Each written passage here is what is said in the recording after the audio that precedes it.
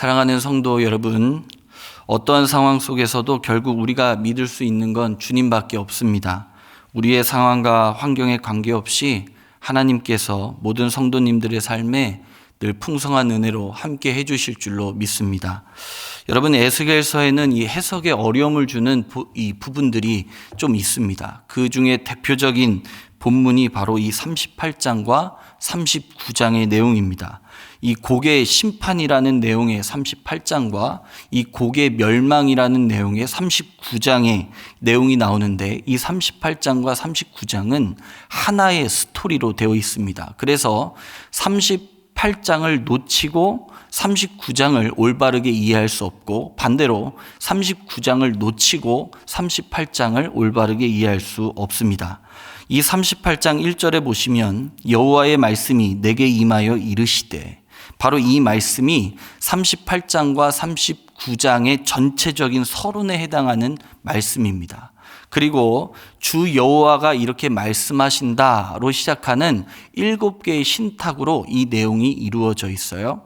그래서 이제 어제 본문이었던 38장은 4개의 신탁으로 되어 있고, 오늘 본문인 39장은 3개의 신탁으로 되어 있습니다. 다섯 번째 신탁인 이 1절에서 16절, 오늘 본문의 말씀을 보면 하나님께서 이 곡을 철저하게 멸망시키신다는 내용을 우리에게 알려주시고 있습니다. 자, 여러분 1절 끝부분부터 2절 말씀을 좀 보시면요. 고가 내가 너를 대적하여 너를 돌이켜서 이끌고 북쪽 끝에서부터 나와서 이스라엘 산 위에 이르러. 여러분, 하나님의 계획에 따라서 곡과 연합군이 바로 이스라엘을 이제 침략을 합니다. 자, 특별히 하나님께서는 이 38장 9절 말씀해 보시면 너와 내 모든 때와 너와 함께한 많은 백성이 광풍같이 이르고 구름같이 땅을 덮는다, 이렇게 얘기하시고, 또 38장 15절 16절 말씀 보시면 많은 백성 곧 다 말을 탄 큰 무리와 능한 군대와 함께 오되 구름이 땅을 덮음같이 내 백성이 이스라엘을 치러 오리라, 이렇게 말씀하시면서 이스라엘을 공격할 그 곡과 연합군이 엄청난 강력한 기세와 강력한 군대로 이스라엘을 침략할 것을 이미 말씀해 주셨습니다. 그런데 사실 이것과는 별개로 이 곡과 연합군은 정당한 명분 없이 이스라엘을 공격해요. 38장 10절을 말씀해 보시면 그날에 내 마음에서 여러 가지 생각이 나서 악한 꾀를 내어. 이것은 하나님의 계획과는 상관이 없는 겁니다. 바로 그들이 품은 그저 악한 마음인데, 그 악한 마음으로 물건과 짐승과 그 이스라엘의 모든 것들을 약탈하기 위한 목적으로 지금 이스라엘을 침략을 하시는 거죠. 자, 그렇다면 분명 지금 곡과 연합군은 이스라엘을 침략했기 때문에 이스라엘과 싸워야 되는데, 여러분 38장 18절 말씀해 보시면 그날의 곡이 이스라엘 땅을 치러 오면 내 노여움이, 여기서 내라는 것은 하나님이시죠. 하나님의 노여움이 하나님의 얼굴에 나타나신다, 이렇게 말씀하시고, 19절 말씀에서는 내가, 하나님께서 질투와 맹렬한 노여움으로 말씀하신다면서 하나님께서 직접 곡과 연합군을 전멸시키신다라고 얘기를 하시죠. 결국 여러분, 곡과 연합군은 하나님과 전투를 하는 겁니다. 여러분, 이것은 애초에 레벨이 다른 상대와의 이 전투이기 때문에 이 곡과 연합군은 처참한 패배를 당합니다. 그 처참한 패배를 당하는 모습이 바로 오늘 본문 3절부터 나오는데요.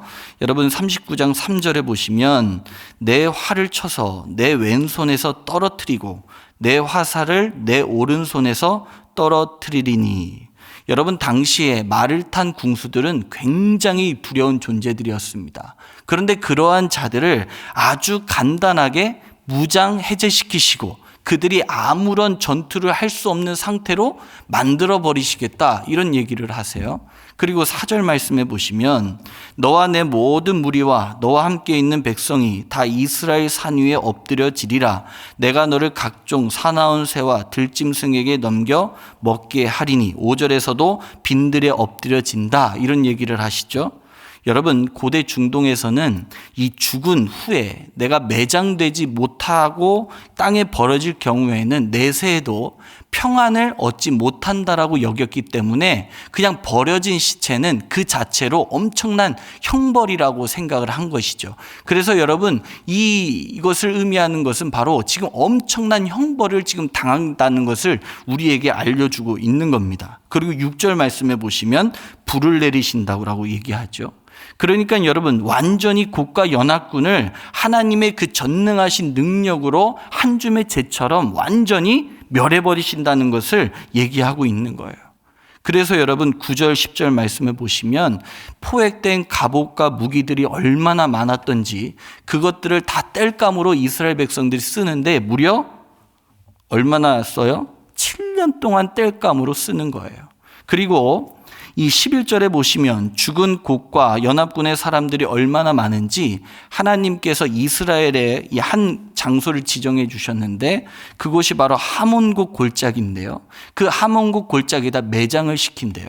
그런데 그 매장을 시키는 기간이 얼마냐? 12절에 보니까 7개월이 걸릴 것이다. 이렇게 얘기를 하죠. 그러니까 엄청난 이 물량과 엄청난 사람들이 지금 하나님의 그 심판 앞에 완전히 전멸해서 지금 다 끝나버린 상황인 것입니다. 이렇게 하나님께서는 곡을 멸망시키시는데 아주 철저하게 완전하게 멸망시키실 것이다 라는 것을 오늘 얘기를 하고 계시는 겁니다. 자, 그 다음에 6번째 신탁인 17절과 20절은 이 하나님을 대적하는 이 대적자들을 완전히 멸망시키실 것이라는 것을 상징적인 메시지로 다시 한번 전해 주십니다. 자, 그래서 하나님께서 17절에 보시면 이 에스겔에게 각종 새와 들의 각종 짐승을 위한 큰 잔치가 이제 준비가 되었으니까 그 잔치를 준비해 두었으니까 초청하라는 얘기들을 하죠. 그리고 여러분 18절에 보시면 용사의 살을 먹고 세상 왕들의 피를 마시라고 그래요. 더군다나 더 놀라운 것은 20절에 보시면 내 상이라고 나옵니다. 이것은 바로 테이블을 말하는 건데요. 하나님의 상을 말하는 거예요. 그러니까 하나님의 상에서 이들이 말과 기병과 용사의 모든 이런 군사를 배부르게 먹으라고 지금 얘기를 하시는 것이죠. 여러분, 특별히 5년간 견습생으로서 제사장 훈련을 받았던 에스겔의 입장에서는 지금 굉장히 끔찍하고 섬뜩한 지금 이미지를 지금 보고 있는 겁니다. 왜냐하면 썩은 고기를 먹은 그 동물은 그 자체로 부정해요. 그런데 최후에 정말 이것은 아주 금기시되는 인간의 살까지 먹은 상황이죠. 더군다나 그러한 부정한 동물이 어디에 초대돼요? 하나님이 준비하신 잔치에 초대될 뿐만이 아니라 하나님의 상에서 지금 그것을 다 먹고 있는 것이죠. 그러니 5년간 견습생 훈련을 받았던 제사장 견습생 훈련을 받았던 이 에스겔의 입장에서는 지금 굉장히 좀 끔찍하고 섬뜩한 환상을 지금 이 이미지를 지금 보고 있는 겁니다. 그런데 여러분, 하나님께서 이렇게 끔찍하고 아주 이런 상징적인 메시지를 주시는 이유는 그만한 이유가 있는 겁니다. 바로 썩은 고기를 먹은 동물들의 이런 상황들을 통해서 하나님께서는 이런 곡과 연합군들을 아주 철저하게 내가 멸망시켜버리겠다는 것을 이 상징적인 아주 신랄한 이 모습을 통해서 우리에게 알려주시고 있는 것이죠. 이런 모습은 요한계시록 19장 17절 18절에서도 연결해서 이렇게 나와요. 우리 화면에 나오는데요. 우리 17절 18절 말씀 우리 함께 한 목소리로 읽겠습니다. 시작. 또 내가 보니 한 천사가 태양 안에 서서 공중에 나는 모든 새를 향하여 큰 음성으로 외쳐 이르되 와서 하나님의 큰 잔치에 모여 왕들의 살과 장군들의 살과 장사들의 살과 말들과 그것들을 탄 자들의 살과 자유인들이나 종들이나 작은 자나 큰 자나 모든 자의 살을 먹으라 하더라. 아멘.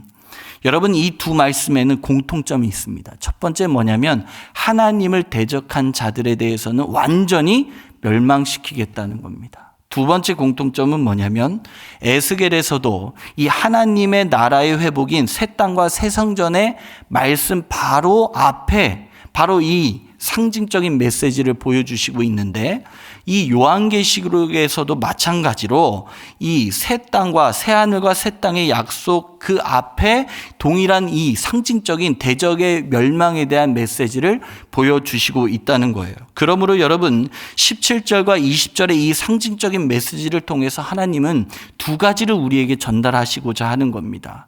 바로 하나님의 대적하는 그 대적자들에 대해서는 완전히 멸망시키겠다. 그와 동시에 하나님의 백성들에게는 영원한 생명, 새하늘과 새 땅의 그 영원한 약속을 통하여서 완전한 회복을 우리에게 주시겠다고자 하는 바로 메시지를 우리에게 주시는 것이죠. 그러면서 바로 7번째 신탁인 21절에서 28절로 넘어갑니다. 21절에서 28절은 그 초점이 완전히 옮겨져서 이스라엘 백성들의 회복에 대한 내용을 우리에게 알려주시죠. 여러분 23절 중간부터 24절 말씀에 한번 보시면 그들이 내게 범죄하였으므로 내 얼굴을 그들에게 가리고 그들을 그 원수의 손에 넘겨 다 칼에 엎드려지게 하였으되 내가 그들의 더러움과 그들의 범죄한 대로 행하여 그들에게 내 얼굴을 가리었느니라. 아멘. 여러분 예전에는 이스라엘 백성들이 하나님 앞에서 범죄하였기 때문에 원수를 도구로 사용하셔서 이스라엘 백성들에게 내 얼굴을 가리었다. 즉 그 진노하신 하나님께서 심판을 하셨다는 것이죠. 그러나 여러분 25절 말씀해 보시면 내가 이제 내 거룩한 이름을 위하여 열심을 내어 야곱의 사로잡힌 자를 돌아오게 하며 이스라엘의 온 족속에게 사랑을 베풀지라. 이렇게 말씀을 하시면서 28절 보세요. 전에는 내가 그들이 사로잡혀 여러 나라에 이르게 하였거니와 후에는 내가 그들을 모아 고국 땅으로 돌아오게 하고 그 한 사람도 이방에 남기지 아니하리니. 그리고 29절에 보세요. 내가 다시는 내 얼굴을 그들에게 가리지 아니하리니 이는 내가 내 영을 이스라엘 족속에게 쏟았음이라.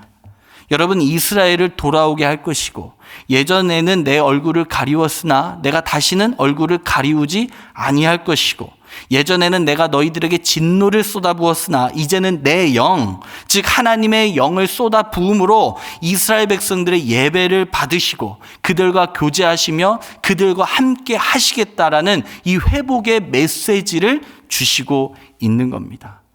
그래서 여러분 이 곡에 대한 심판에 대한 이 내용은 결국에는 심판을 얘기하는 것 같지만 사실은 궁극적으로는 이 회복에 초점이 맞춰져 있다는 것을 우리는 기억해야 됩니다. 그런데 사실 여러분 38장 39장의 내용이 37장과 40장 사이에 나온다는 것은 좀 뜬금없다는 생각이 들기도 합니다. 왜냐하면 이 내용적인 면에서 문제가 좀 있는데요. 이 에스겔서를 잘 익히 아시겠지만 크게 세 부분으로 나눌 수가 있죠. 1장부터 24장까지 이스라엘의 심판입니다. 또 25장부터 32장까지는 열방에 대한 심판이고 또 33장부터 48장까지가 이스라엘의 회복이에요.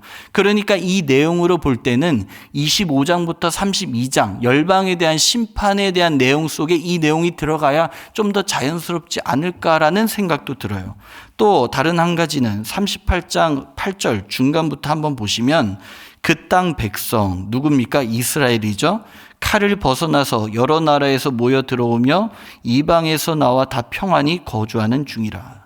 여러분 이 말씀대로 그대로 보면 이미 포로 생활을 하다가 이스라엘로 돌아와서 살고 있는 상태라는 것을 우리에게 알려주는 듯해요. 그러니까 이 말씀은 48장 이후에 나와야 될 내용이 아닐까라는 생각도 들어요. 그러나 여러분 이 말씀이 이 37장과 38장에 들어가 있는 여러 가지가 이유가 있겠지만 이 종말론적인 메시지를 우리에게 주는 것이 한몫을 할 테이고 또 하나는 말씀을 잘 보시면 하나님께서 아주 독특한 방법으로 심판이 아니라 회복의 말씀을 우리에게 전해주시고 있기 때문에 그렇습니다.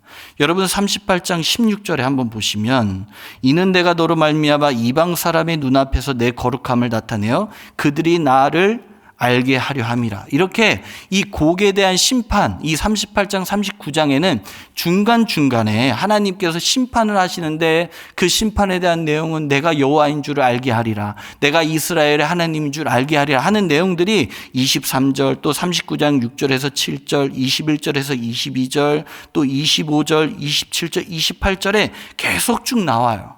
그러니까 여러분, 38장과 39장의 말씀이 곡의 심판과 멸망에 초점이 맞춰진 것처럼 보이지만 실상은 하나님께서는 이 곡의 심판과 멸망을 통해서 오히려 곡을 심판하시고 멸망하시는 분이 누구냐, 그리고 곡을 심판하시면서 멸망시키심으로 여호와를 구원한 그 구원자가 누구냐라는 것을 우리에게 밝히 드러내고자 하시는 겁니다. 즉 역설적인 방법을 통해서 원래 밝히고자 하는 메시지를 더 확실하게 지금 드러내시고 있는 것이죠.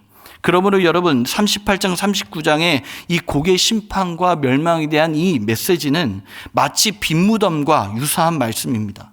예수님의 십체가 없어진 그 빈무덤을 통해서 오히려 부활하신 예수님을 더 확실히 드러내는 것처럼 곡의 심판과 그 멸망을 통해서 오히려 이 세상을 다스리시는 진정한 왕은 하나님이시고 최후 승리자는 하나님이시고 우리의 구원자는 하나님이시라는 것을 더 확실하게 드러내 주시고 있는 것이죠.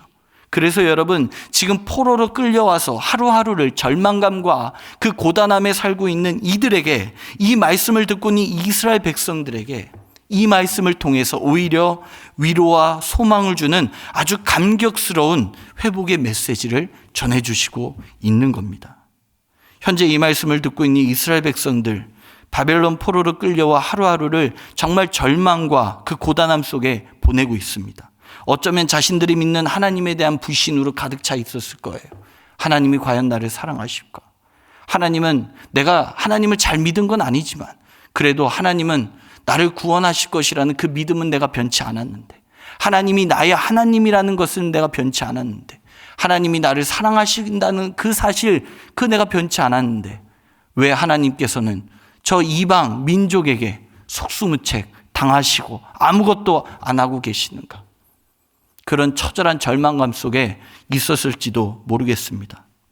이런 절망의 물결로 뒤덤벅되어 있는 이 포로로 끌려온 이스라엘 백성들에게 아주 꼭 필요했던 위로와 격려, 그리고 소망을 주는 메시지는 바로 곡을 심판하시고 멸망하시는 그 메시지를 통해서 곡을 심판하고 멸망하는 자가 누구냐, 그리고 그 멸망을 통해서 이스라엘을 구원한 자가 누구냐라는 그걸 통해서 하나님이심을 깨닫게 하고 그 하나님을 통해서 바로 위로와 소망과 이를 통해 회복의 은혜를 우리에게 주시고자 하는 것이죠. 포로로 끌려온 이스라엘 백성들이 절망했던 이유는 다름 아닌 하나님의 패배였습니다. 아무리 하나님을 잘 믿지 못했더라도 적어도 하나님께서는 전지전능하신데 스스로 계시다고 하셨는데, 내가 그렇게 믿고 평생을 살았었는데, 자신들이 그렇게 부정하다고 여겼던 이방 민족들에게 어떻게 이렇게 아무런 힘조차 쓰지 못하실까? 우리를 이렇게 그냥 내버려 두실까? 그러나 여러분, 하나님께서는 이스라엘이 상대할 수 없는 강력한 기세와 군대로 무장한 그 곡과 연합군을 한 줌의 재처럼 완전히 멸망시키신 그런 심판의 메시지를 통해서 내가 진 것이 아니다라는 것을 지금 알려주고 있는 거예요.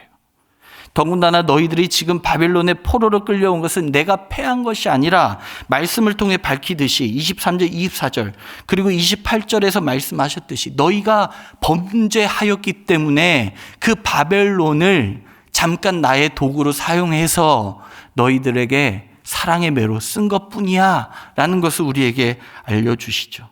더군다나 하나님께서는 25절 말씀에 그러므로 주 여호와께서 이같이 말씀하셨느니라, 내가 이제 내 거룩한 이름을 위하여 열심을 내어 야곱의 사로잡힌 자를 돌아오게 하며 이스라엘 온 족속에게 사랑을 베풀지라. 여전히 이스라엘 백성들을 사랑하고 계시다는 거죠. 그리고 더 중요한 것은 그 곡의 심판과 멸망에서 이스라엘 백성들은 사실 한 것이 아무것도 없어요, 여러분. 하나님이 모든 것들을 다 아시죠. 이스라엘 백성들은 그저 하나님께서 떠먹여 주시는 그 숟가락에 입만 벌리고 있는 상태입니다. 하나님께서 구원을 다 먹여주시는 것이죠. 그래서 여러분, 하나님의 그 구원을 받은 이스라엘 백성들에게 누가 너희를 구원해 주었느냐라고 할 때 이 메시지를 들은 이스라엘 백성들은 이 메시지를 듣고 어느 누구도 부정하지 않고 하나님이시라는 것을 깨닫게 되고, 여전히 내가 하나님의 그 은혜 아래서 나의 구원자 되신 그 하나님을 바라봐야 된다는 것을 깨닫게 되었을 겁니다. 다니엘서를 보고 있는 사람들도 마찬가지 심정이었을 것 같아요. 다니엘서 1장 1절에 보시면 유다왕 여호야김이 다스린 지 3년이 되는 해에 바벨론 왕 느부갓네살이 예루살렘에 이르러 성을 에워쌌더니, 여러분, 이것은 일반적인 역사적 관점입니다. 느부갓네살 왕이 예루살렘 성을 에워쌌다고 그래요. 그런데 여러분 2절 말씀해 보세요. 주께서 유다왕 여호야김과 하나님의 전 그릇 얼마를 그의 손에 넘기시매. 느부갓네살 왕이 예루살렘 성을 에워싼 것이 아니고 우리 주님께서 그냥 그 순간, 그때 이스라엘을 사랑의 매로 돌이키시기 위해, 도구로 사용하기 위한 도구로 바벨론을 그저 쓰셨다는 것을 우리에게 알려주는 것이죠. 그래서 다니엘서를 보고 있는 이 독자들도 오히려 이 다니엘과 이 세 친구들을 통해서 우리 하나님이 참 하나님이시구나, 우리 하나님이 참 구원자시구나라는 것을 깨닫게 되었을 겁니다. 이스라엘의 절망적인 그 현실이 하나님이 패배하셨다는 것은 절대 아닙니다. 사랑하는 성도 여러분, 우리의 절망적인 현실이 하나님이 패배라는 것이 아님을 기억할 수 있기를 바랍니다. 비록 우리의 현실은 절망적이고 고단함이 밀려올지라도 하나님은 여전히 하나님이시고, 하나님은 여전히 승리자시고, 하나님은 여전히 변함없는 우리의 구원자가 되십니다. 우리의 절망적인 그 현실 때문에, 그 원망과 불평 어린 그 시선 때문에 이스라엘 백성들처럼 하나님을 그렇게 오해해서는 안 됩니다. 오히려 우리 하나님께서는 내가 열심을 내어 야곱의 사로잡힌 자를 돌아오게 하며 이스라엘 온 족속에게 사랑을 베풀지라. 오히려 우리를 변함없이 사랑하셔서 이 곡의 심판과 멸망이라는 이 메시지를 통해 이 세상을 다스리시는 분이 하나님이시고, 이 세상의 최후 승리자는 하나님이시고, 이 세상의 영원한 구원자는 하나님이시라는 이 진리를 다시 깨닫게 해줌으로 절망에 있는 자들을 다시 위로하고 격려하고, 그래서 그들을 회복시키실 계획을 이미 세우셨고, 그렇게 우리들을 그렇게 회복시키시며 나아가시고 있습니다. 이미 우리는 그런 은혜들을 우리의 삶의 여러 순간순간들 속에 경험했을 겁니다. 그리고 지금 내가 절망적인 현실에 있을 뿐, 아직 그 하나님을 경험하지 못했을 뿐, 하나님은 하나님의 그때 이스라엘 백성들에게 이렇게 선포하신 메시지처럼, 깨닫게 하시는 것처럼 우리들을 깨닫게 하셔서 우리에게 위로와 소망을 주시고 다시 회복을 이루어 주실 줄로 믿습니다. 여러분, 곡의 심판과 멸망이라는 이 메시지는 결코 어두운 메시지가 아닙니다. 오히려 바로 이스라엘을 회복시키겠다는 하나님의 강력한 의지가 담긴 메시지입니다.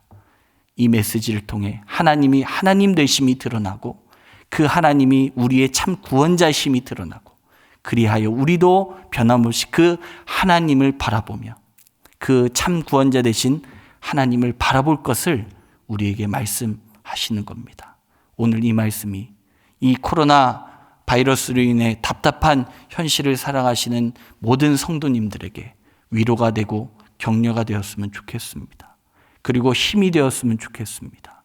그리고 이 말씀을 통해서 하나님으로 인하여 여러분 위로받으시고 격려받으셔서 다시금 놀랍게 하나님이 이스라엘 백성들을 회복시키시는 것처럼 하나님의 놀라운 회복을 경험하시는 모든 성도님들 될 수 있기를 간절히 축원합니다.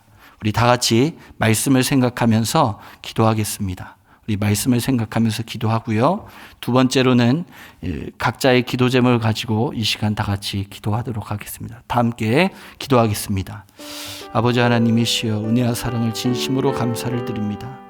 아버지 하나님이시여, 고개의 이 심판과 멸망이라는 이 메시지를 통하여 아버지 하나님, 고개를 심판하시고 멸망시키는 분이 누구냐?